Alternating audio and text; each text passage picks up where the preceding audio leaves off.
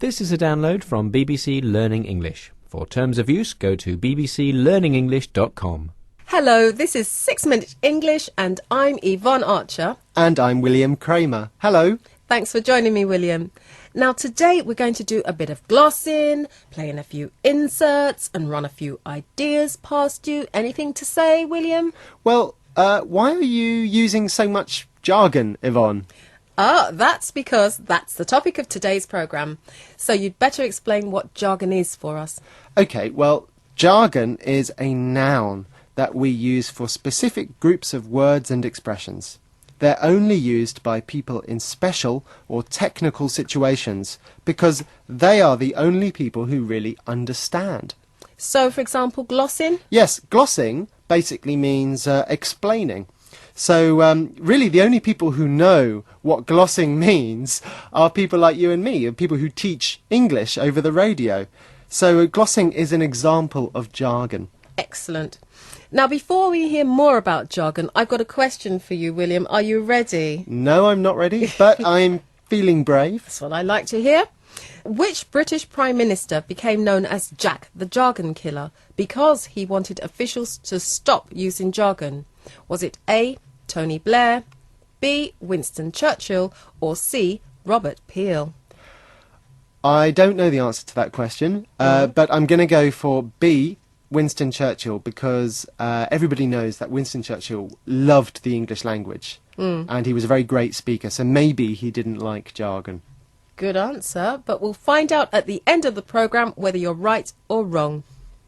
OK, recently officials were asked to stop using all the jargon that was written on a list. It contained 100 different words and expressions, all a jargon that people didn't understand unless they work with government officials, for example. Now, that sounds like a really interesting list. I wonder whether I would understand any of the jargon on it. You might. You'll have a chance to find out. However, I need you to explain some of the language we'll come across in that report today, William. First, what does flagged up mean? If you flag something up, you really want to draw attention to it. You want people to notice it, so you flag it up. It's a phrasal verb. And in England, what are councils? Councils are a form of local government. So councillors are local politicians who people vote for. And elected councillors make decisions about things like new local buildings and roads. Lovely. Now, Paul Ross and Joanne Good from BBC London's Breakfast Show looked at 3 pieces of jargon which they found on that list I mentioned. But do they understand any of the jargon? Try to find out. What do these phrases mean to you? Stakeholder engagement.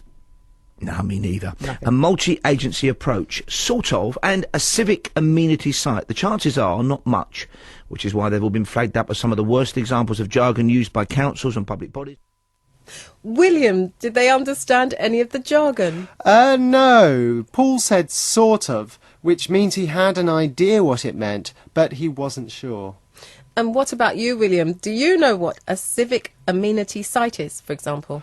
Not really, but I'm guessing it's a really useful place that's used by citizens. And when you put it like that, it sounds absolutely lovely. But a civic amenity site is jargon, so it's confusing because it could be a wonderful community centre or a smelly rubbish tip. bbclearningenglish.com. But are there times when jargon is useful? What do you think, William? Yes, I think if you don't want other people to understand what you're saying, but then that's not very nice because it could mean that they don't get really important information. For example, people can't complain about the building of a new civic amenity site if they don't know whether it's a good or a bad thing. True. And that's why I don't like jargon.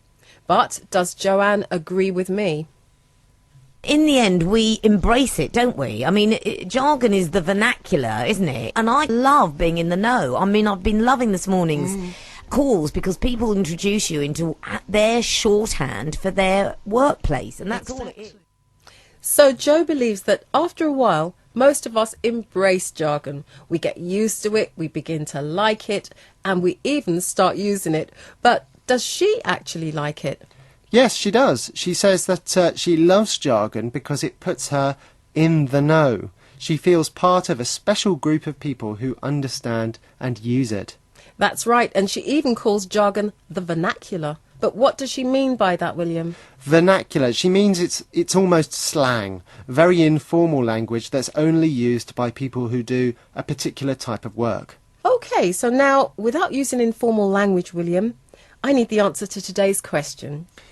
Which British Prime Minister became known as Jack the Jargon Killer because he tried to stop officials using jargon? I said maybe Winston Churchill. And you were absolutely right. Yay! Yes. He didn't like things like, the receipt of your communication is hereby acknowledged with thanks, which means, Thanks for your letter. no, easier. But that's all we've got time for today. Goodbye. Goodbye. bbclearningenglish.com